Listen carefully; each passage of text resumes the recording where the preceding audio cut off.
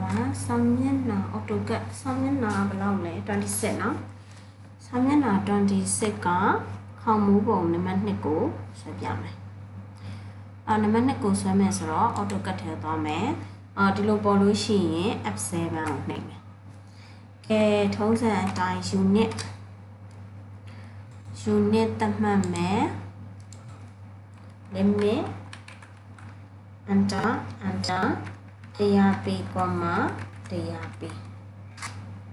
set enter enter tập mà lại đúng không? Để đó bạn sẽ mẹ enter xong này try xem nhá on này lý sẽ bị cô xin lý sẽ bị đi vào cô là sẽ bị không bảo sorry nó sẽ bị phiền nó sẽ bị đi vào cô là nó sẽ bị bây giờ đi vào cô là nó sẽ bị rồi lý do ngã lại xoay mẹ đi là mẹ lý do ngã lại ananta demand này ananta demand này mẹ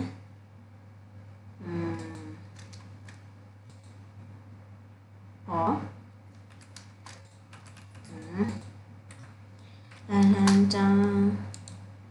chỉ đi sẽ là anh đi again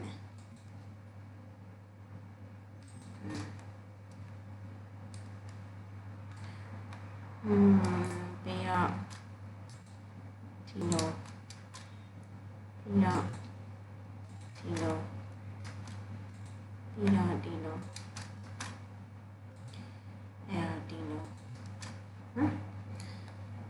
lý do ngã lại này vì đó liên hoàn nhìn đi để xoay nhẹ để mà xoay lại mẹ and then turn nè đi vào bị mà xoay lại nó để on lại mẹ để nó đi thả lại mẹ đó tụi line 5 by is o enter also plan o enter 5 minus 7 by 8 enter tụi cần lên này bỏ mà này vì tụi cố bị tụi mà enter em mà bé này cam này rồi tụi upper line thì cả cố bị rồi thì upper cam mà nó cam bị rồi tụi thì mid by cam này shift right click shift copy right click này fromဒီကနေလို့ပြောတဲ့အတွက် from ဆိုတော့ဒီ point ကနေအပေါ် direction ပြcopy ဟုတ်ဟုတ်စမ်းကြည့် and then ဒါနဲ့ဒီ mid point မှာနဲ့အပေါ်ကို copy တက်လိုက်အဲဆိုပေါ် line နဲ့တူတူ copy ဖြစ်နေအောင်ကဲဒါပြန်ဖြတ် and then သူ့ရဲ့ and then ဒါဒီ mid point ကနေစတယ် mid point ကနေအပေါ်ကိုဖြတ်ပြီးတော့ပြီးတော့ဒီကနေဒီလိုဒါနောက်မှဆိုမလိုတဲ့ဟာကြီးဖြစ်ဒီက enter ပြီးတော့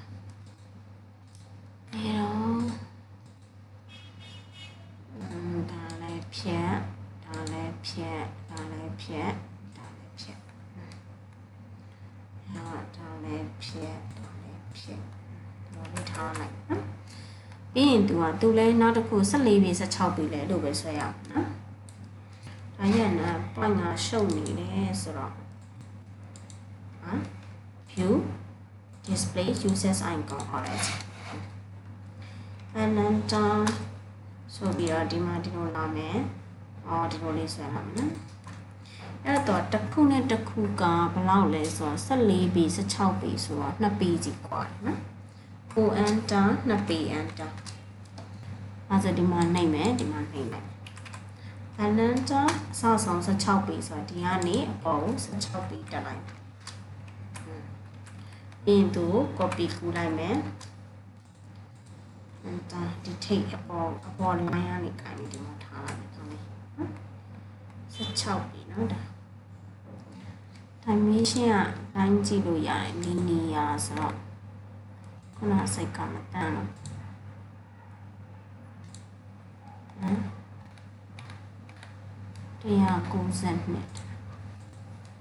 190ဆိုပါမယ်လက်မနဲ့ဟုတ် CA enter enter 16အမြောက်စက္ကန့်190နော်192နော်โอเคပါ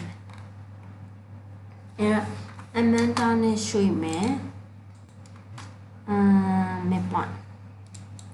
mid point ကကမီတော့ထိုးဘက်ထိပ်ဒီဘက်ထိပ်ရဲ့ mid point ဆို show right click mid between 2 point mid between 2 point ဆိုဒီထိပ်မှာတစ်ချက်နှိပ်ဒီအလယ်မှာဒီမှာတစ်ချက်နှိပ်လိုက်တယ်ကဲပြီးပြီဆိုတော့ဒီဘက် line ကိုယူမယ် enter နဲ့ဒီကနေ45 line ပြန်ဆွဲတယ်ပြီးရင် tr enter မလူလာရေးဖြတ်လိုက်တယ်ဒီမှာမလိုလားဖြတ်တယ်နောက်လေးတော့မယ်နော်ခဲဒါဆိုရင်တော့2ဒီပြီးတော့ပြီပေါ့ copy လိုက်မယ်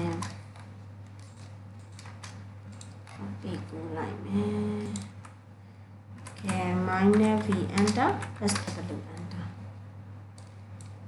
ခဲအဲဆိုရင်ထုံးစံအတိုင်းဘာတွေလုပ်မလဲ45 line တွေအကုန်ဖြတ်မယ်45 line တွေကရှုပ်တယ်ဆိုတော့45 line တွေကိုအကုန်ဖြတ်ဒါလေးပဲချက်မယ်နော်ဆိုတော့ဒါလေးကိုချက်မယ်ပြီးသွားပြီဆိုရင်25 degree ဆွဲမယ်ဒါလေးကိုအောင်မယ်ရှေ့F 100 035 mi enter နှိပ်တယ်ဒီမှာနှိပ်တယ် f enter r enter 0 enter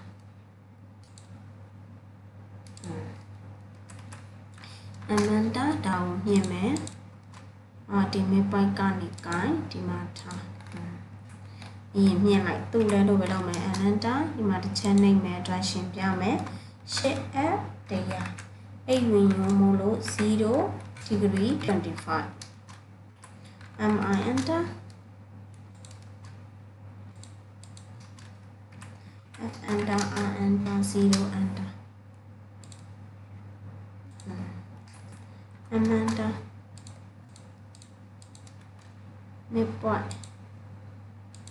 ဒါမျိုး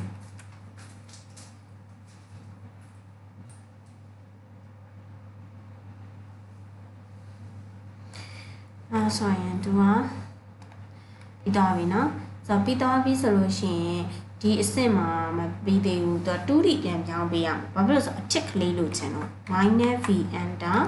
t enter ဆိုတော့ 2D ပြန်ပြောင်းတယ် 2D ပြောင်းပြီးလို့ရှိရင်အမှ45 line နေ45 line နေဆွဲပေးရမယ်เนาะ sorry မဟုတ်သေး minus v enter sw enter မပြောင်းခင်မှာတော့ဒါတွေ copy ကူးပေးရမယ်เนาะcopy ကူးအောင်မယ် co enter 3D ပြန်ပြောင်းလိုက်တယ်နော် copy ကူးမယ်ဒီထိပ်ကိုကမြည်ဒီမှာတစ်ချက်နှိပ်ဒီနောက်မှာတစ်ချက်ဒီလိုလေးတွေ copy ကူးပြရအောင်မယ်အဲ့တော့ copy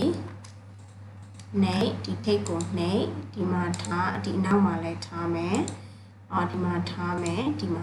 နော်အဲ့လိုလေးတွေ copy ကူးခဲ့ရမယ်နော် copy ကူးပြီးထားခဲ့ရမယ်ဒီရှေ့ line မဖြတ်ရဘူးပြီးတော့မှပယ်သွားမယ်ဆိုတော့ 2D ကိုပြန်သွားမယ်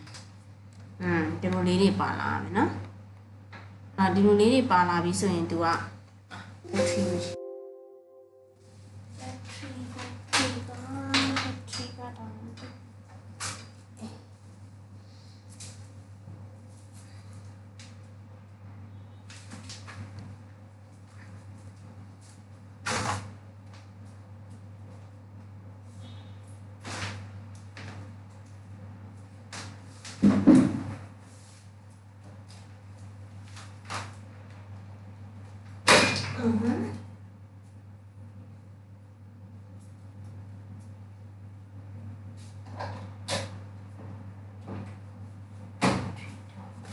တောင်း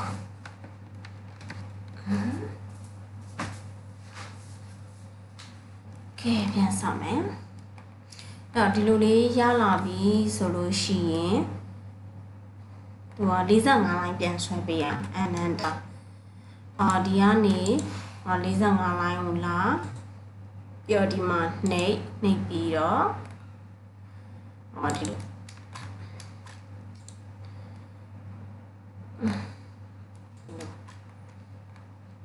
ိုဒီကနေဒီလိုဒီကနေ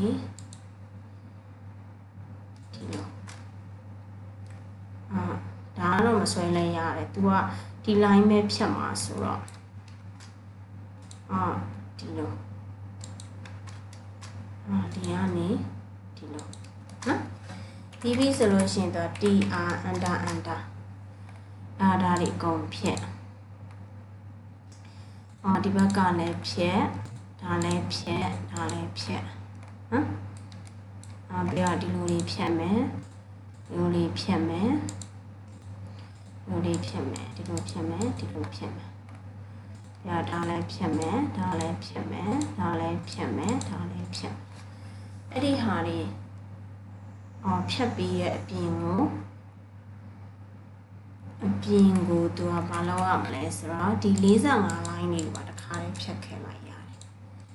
အားလုံးဖြတ်ပြီးတော့မှ45 line တွေဖြတ်မယ်နော်အားလုံးအရင်ဖြတ်တယ်ပြီးတော့မှ45 line မလို့ဖြတ်ထားခဲ့ဒါလည်းမလို့ဖြတ်ဒီတိုင်းလေးပြန်ထားပြီးတော့မှ minus v enter estimate enter 3d ပြန်သွားလိုက်တယ်အဲ့တော့ပြန်သွားပြီးတဲ့ခါမှာလေသူကဒါကြံဒီဒါခုနကဒီဟာလေးဆွဲထားလေဒါလေးလည်းပြန်ဖြတ်မယ်ဒါလေးလည်းဖြတ်မယ်ဒီညီမဒီဟာလေးပဲဒီမြင်းလေးတွေပဲထားလာမယ်sorry မှားတယ် control z ညီမချင်းနေဖြတ်မယ်ပြောဒီမြင်းလေးကိုဖြတ်မှာနော်ဖြတ်တာမှားသွားတယ်ဒီမြင်းကိုဖြတ်အခုံးလေးကလူချင်းတို့တမင်တကာလူချင်းတို့တော့လောက်တာလေပြီးသွားပြီဆိုရင်ဒီဘက်တစ်ချောင်းပဲကလေးနှိပ်တစ်ချောင်းရဲ့ထိတ်ကိုကိုင်းဒီထိတ်မှာလာနှိပ်အဲ့မှာသူကဒီမှာဒီလိုမျိုးလေးထိနေရမယ်နော်သူ့ကိုလည်းယူလိုက်တယ်ယူပြီးဒီအနောက်ကထိတ်မှာတော့ထိတယ်အဲ့လိုမျိုးထိနေရမယ်မထိနေမှာတယ်တကယ်လို့ဒီမှာမထိနေဘူးဆိုရင်မှာတယ်ဒါလည်းဒီလိုပဲဒီမှာလာခဲ့ဒီအနောက် line သူ့ကိုယူပြီးဒီအနောက် point မှာထားသူ့ကိုယူပြီးတော့အနောက် point မှာထားဒီမှာလည်းဒီလိုအဲ့လိုမျိုးထိနေမှမှန်မယ်ဒီလိုမျိုးဆက်လိုက်လို့ထိနေတယ်ဆိုမှန်တယ်နော်ဒီ line ကဒီမှာမထိရမှာဒီ line ကဒီမှာမထိရဒီလိုမျိုးထိမှမှန်ဟုတ်ပြီနော်ဒါဆိုရင်ဒါရပြီပေါ့ဒါဆိုရင် 3f ပြောင်းမယ် vs enter c enter okay 3f နဲ့ဆိုရင် 3f enterကဲအဲ့တော့ဒီကနေဒီမှာတစ်ချက်သူကဒီလိုအဲ့လိုမျိုးလေးလို့ချင်တော့နော်ဒါဒီကတော့ဆက်ဒီထိတ်ကလေးလို့ချင်တော့ဒီမှာနှိမ့်မယ်ဒီမှာနှိမ့်မယ်ဘာလို့လဲဟာရင်တော့ပါဒီလိုလေးโอเคပြီးတော့ဒီမှာနှိမ့်မယ်ဒီမှာနှိမ့်မယ်ဒီမှာနှိမ့်မယ်ဒီမှာနှိမ့်မယ်နော်ပြီးတော့လုပ်လို့ရတယ်နဲ့တော့သူကဒီလိုလာထိလို့မရအောင်နော်ဒီလို line မတူတဲ့အတွက်ဒီထိပ်ပါနဲ့ပြီးတော့မှဒီနေရာရဲ့ဒီနေရာရဲ့ဒီနေရာရဲ့ကိုတစ်ခေါက်ပြန်လုပ်အဲ့ဒါဆိုရင် vs enter to enter ဒါဆိုရင် edge enter ဒီ line လေးမလို့ဖြစ် vs enter c enter ကဲအဲ့ဒါဆိုဒီဘက် channel လေးနဲ့အဲ့လိုပဲ 3f enter ဒီထိပ်မှာနှိမ့်မယ်ဒီမှာနှိမ့်မယ်ဒီမှာနှိမ့်မယ်ဒီမှာလေနော်โอเคပြီးတော့ဒီမှာဒီမြင်းကိုလုပ်မယ်ဒီမှာနှိမ့်မယ်ဒီမှာနှိမ့်မယ်ဒီမှာနှိမ့်မယ်ဒီမှာနှိမ့်မယ်ဒီမှာနှိမ့်မယ်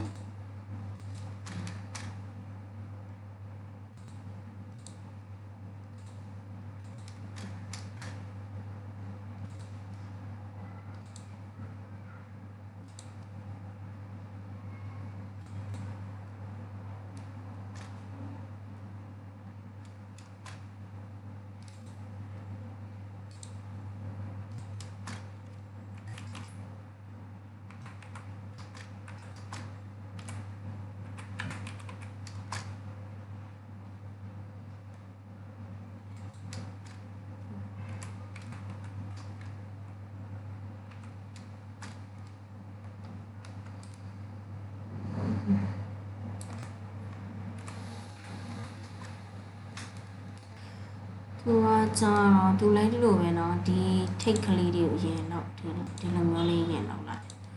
အဲ့တော့မှ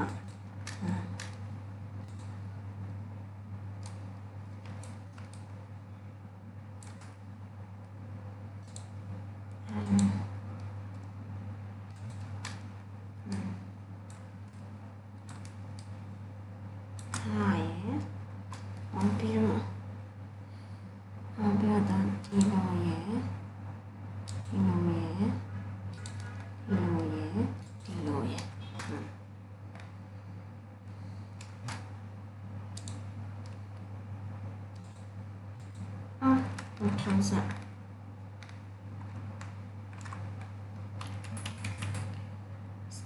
Control Z. 3F and down.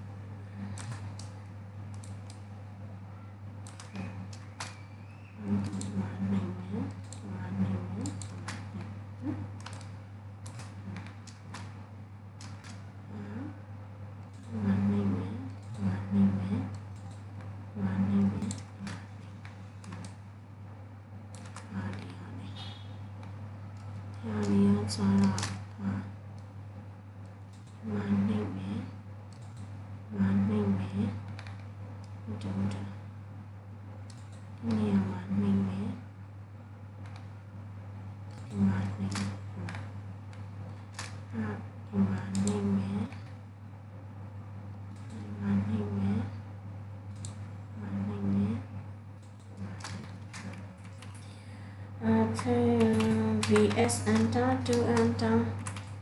EDGE enter ဒီline မလို့တက်ဖြစ်တယ် EDGE enter ဒီline မလို့နေဒီမှာကြည့်ချင်အဲ့ဒီလိုပဲဒီ line မလို့ EDGE enter တခါလေးဖြတ်လို့ရတယ်နော်ဒီ line နဲ့မလို့ဒီ line နဲ့မလို့